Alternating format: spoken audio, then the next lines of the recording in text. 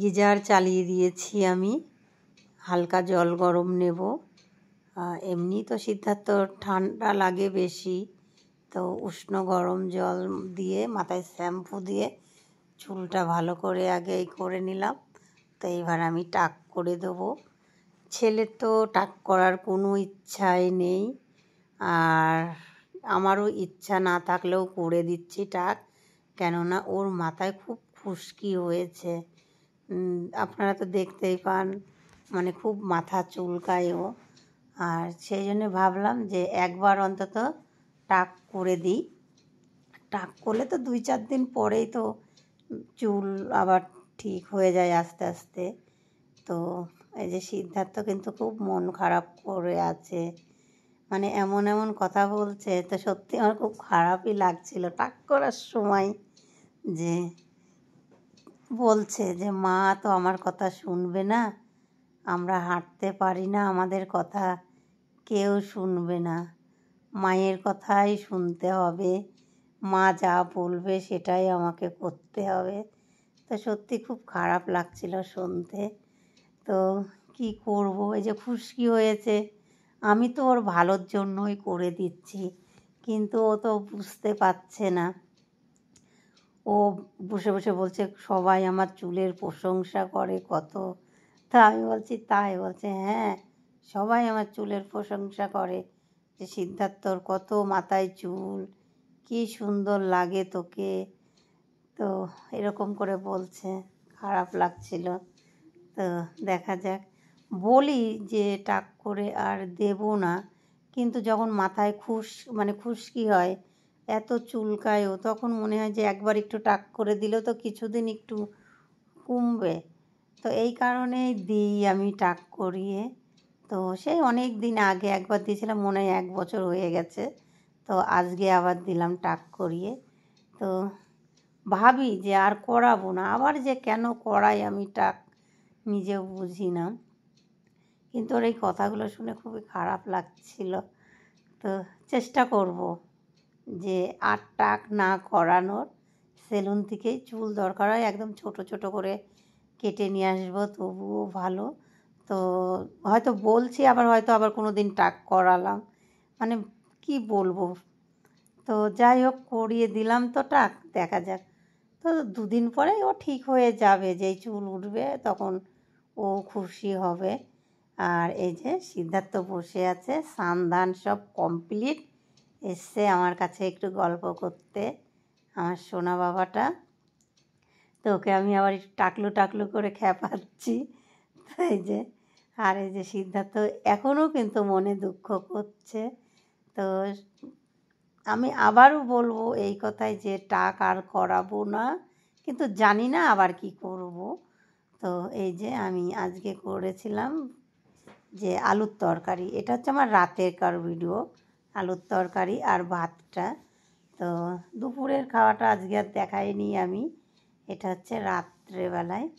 তো ভাবলাম একটু আলুর তরকারি করি আর ভাত করি, গরম গরম ভাত খাওয়া হবে। তো আমি এই যে করছি, আর সিদ্ধার্থ কিন্তু টিভি দেখছে। এখানে আমার মা টিভি দেখছে, সিদ্ধার্থ টিভি দেখছে, এই যে বসে আছে সিরিয়াল দেখছে। এই সিরিয়ালটা আমিও দেখি, আমারও ভালো লাগে, আবার এক একদিন লাগে না।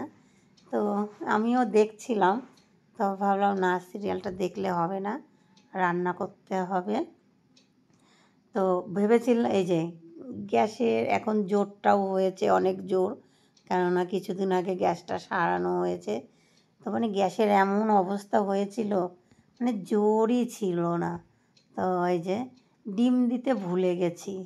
তো আবার ভাবলাম আলুর তরকারি দুটো দেখি ডিম ভেঙে দিয়ে দিই। তো আলুটা যখন ভাজছিলাম তখন দিলে একটু বেশি ভালো হতো। তো দেখলাম যাই হোক, দুটো ডিম ভেঙে দিয়ে দিই, কিছু আর হবে না। তো এই যে দিয়েছি। তো এই যে জলটা মানে সবে সবে দিয়েছি, তো ভাবলাম তাহলে দুটো ডিমও দিয়ে দিই। ডিম দিলাম, এবার একটু নেড়ে দেবো, নাহলে তো কুসুমটা এক জায়গাতেই মানে দলা হয়ে থাকবে। তো একটু নেড়ে দিয়ে আমি ঢাকা দিয়ে রেখে দেবো।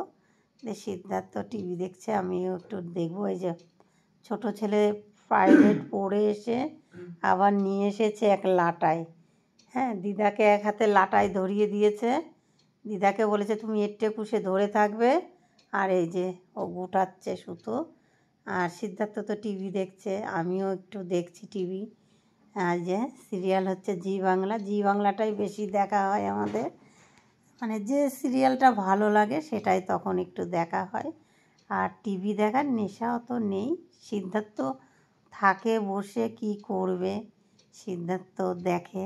আর এই যে ছোট ছেলে লাটাই কিনে নিয়ে এসছে বলে ওকে আমি এমনি বলেছিলাম যে তোর আজ ভাত খাওয়া হবে না রাতে, 60 টাকা দিয়ে লাটাই কিনে নিয়ে এসছিস, এত টাকা পয়সা শুধু খরচা করা।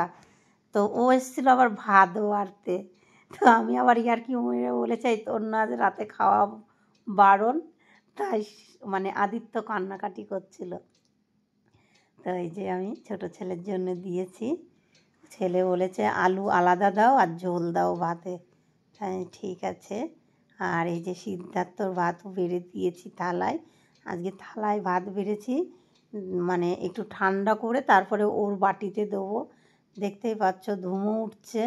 গরম ভাত বাটিতে দিলে ঠান্ডা হতে অনেক সময় লাগে, তাই ভাবলাম আমি থালাতে ঠান্ডা করে বাটিতে দেবো, তাহলে আর অসুবিধা হবে না সিদ্ধার্থর। আমি এই যে হাওয়া দিচ্ছি। আমি নিজেও গরম খেতে পারি না, ওকেও গরম দিই না।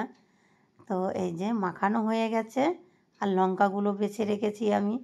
এইবার সিদ্ধার্থকে দেবো, দিয়ে আমি একমট খাবো। সিদ্ধার্থর খেতে বসেও শান্তি নেই, ওই টিভির দিকেই তাকিয়ে থাকবে আর হাসবে। তো ভাত দিতে গেলাম তো বলছে কটা আলু আমার ভাতে ছিটিয়ে দাও। তাই যে কটা আলু ছড়িয়ে দিলাম ভাতের উপর দিয়ে। তো বলছে থাক ওই থাক। তা আমি এই যে ছেলেকে দিচ্ছি খেতে। ও তো একবার দুবার করে ভাত মুখে নেবে আর হাঁ করে টিভি দেখবে, কি করবে। তাও বলে সারাদিন ভালো লাগে না, ভালো লাগে না। তো আমি তখন ওকে একটু বুঝিয়ে টুঝিয়ে রাখি। ওর একটু বুদ্ধি তো আছে, সেই জন্যে ওর ভালোটা লাগতে চায় না। কেন ঘরের ভিতরে কারোর ভালো লাগে না। উঠোনে বসে থাকে, সেই একা বসে থাকে। আমরা তো থাকি কাজে ব্যস্ত, ওর সঙ্গে কে কথা বলতে আসবে বলো। তো ওই রাস্তার দিকে তাকিয়ে থাকে, ওই লোক যায় তাই দেখে। সত্যি কী যে জীবন এদের, ভগবান কেন এরকম জীবন দিয়েছে, এত কষ্ট। তো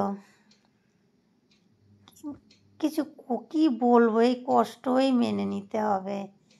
তো প্রত্যেকটা সময় ওর কথা ভাবি আর কান্না পায় যে ভগবান কী জীবন দিলে তুমি, এত কষ্টের জীবন।